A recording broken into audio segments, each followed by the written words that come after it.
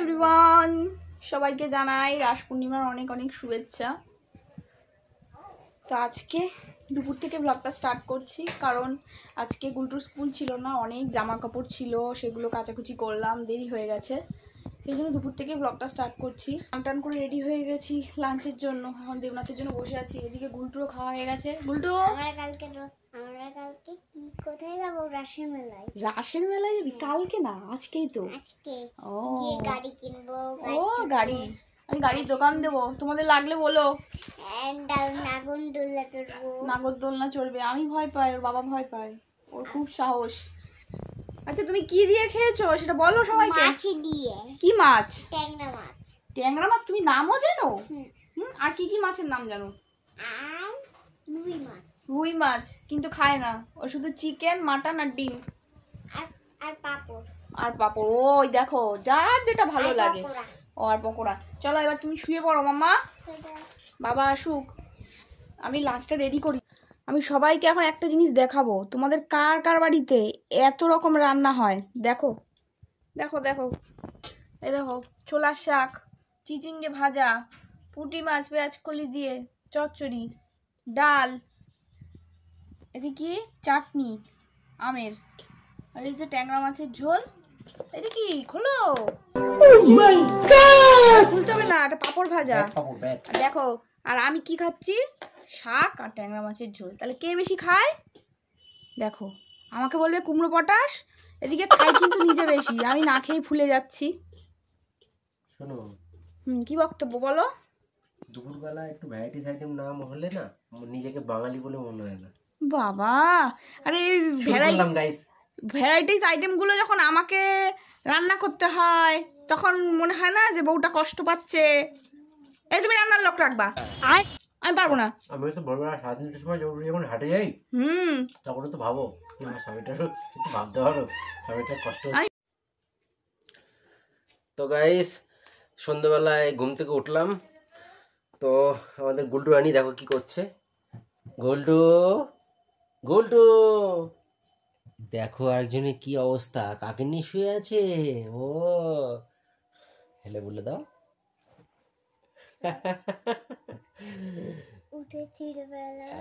ও ভাই, তোমাকে রেডি হতে হবে তো, রাশি যাবো তো।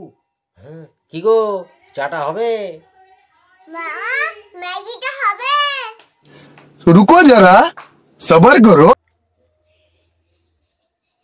এই যে থালা নিয়ে কি করছো? আমাকে এখন খেতে দেবা নাকি?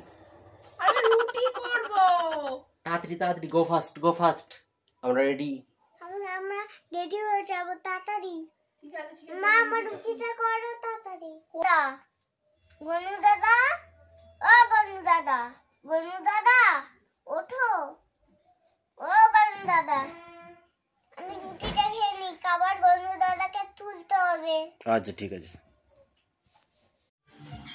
হয়ে গেছে রুটি, উল্টু দাঁড়া, রুটি হয়ে গেছে, আমি দিচ্ছি খেতে। রুটি যাবো তো, এক্ষুনি বেরোবো।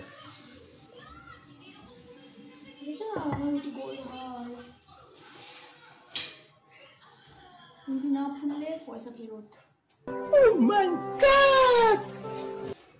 তো আমরা এখন রেডি, রাসের মেলায় যাবো। দেবনাথের এত শীত লেগেছে, দেবনাথ টুপি পরেছে, কটা পরেছে দেখো, শার্ট, আমার গেঞ্জি, আর গুলটু মনে হচ্ছে কাশ্মীরে যাচ্ছে। আমার তো ঠান্ডাই লাগে না, গন্ডারের চামড়া তো। চলো।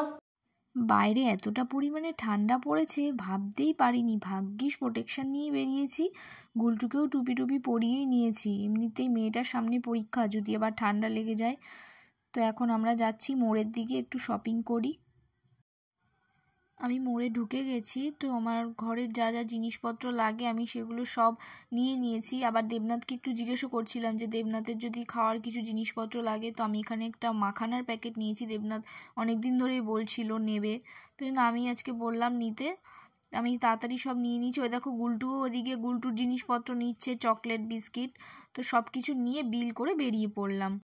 দেখো আমরা রাসের মেলায় চলে এসেছি, গুলটু ওর দাদার সাথে এসেছিল, এখন আমাদের সাথেও আসলো, ওর তো আর ঘোরার শেষ নেই। দেখেছো কত সুন্দর, এখানে কৃষ্ণ ঠাকুরের ছোটবেলা থেকে শুরু করে মানে কৃষ্ণ ঠাকুর যা যা করতেন আর কি, বন্ধু বান্ধবদের সাথে, মায়ের সাথে মাখন চুরি করে খাওয়া, সেগুলো সব ফুটিয়ে তুলেছে। প্রত্যেকবারই এখানে কিছু না কিছু কৃষ্ণ ঠাকুরের জীবন চিত্র তুলে ধরা হয়। তো এতটা পরিমাণে ভিড় ছিল যে দেবনাথ তো বলছে না আমি বাড়ি যাব, তাই কোনো রকমে গুলটুকে একটু দেখিয়ে নিয়ে আমরা বেরিয়ে পড়লাম। বাড়ি ফেরার পথে আমি আবার একটু সবজি বাজার করে নিলাম, তো তাড়াতাড়ি বাড়ি যেতে হবে এবার, আবার বাড়ি গিয়ে আবার ইনভিটেশন বাড়ি যেতে হবে আমাদেরকে। হ্যালো এভরিওয়ান, আমিও রেডি, চলো ওখানে গিয়ে দেখা হচ্ছে। দেখো গুলটু আর গুলটুর ঠাম্মি আমাদেরকে ফেলে আগে আগে বেরিয়ে পড়েছে। ওদের যাওয়ার কি তারা, মনে হয় খুব খিদে পেয়ে গেছে ওদের। ওর ঠাম্মি তো ওখানে ওয়েট করছে, ঠাম্মির খুব খিদে পেয়ে গেছে, ওই জন্য দেখো নাতনি আর ঠাম্মি মিলে আগেই বসবে, আমাদের আর বসতে দেবে না। দেখি আমাদের জন্য জায়গা উদ্ধার করতে পারে কি না। গুলটু প্রসাদ খাবে? খাওয়া তো শসা খাবে। দেখতে পাচ্ছ গুলটু একা একা খেতে বসে গেছে। বাড়িতে একা একা খায় না, কোথাও গেলে ওনার একা একা খাওয়ার খুব ইচ্ছে হয়, তো আমিও বসিয়ে দিয়েছি একা একা। দেবনাথ দেবনাথের মাম্মির সাথে বসে পড়েছে, আমার মেয়েও আমার মেয়ের মাম্মির সাথে বসে পড়েছে। আমরা খাওয়া দাওয়া করি, বাড়ি গিয়ে দেখা হচ্ছে। বাড়ি চলে এসেছি। Hello everyone,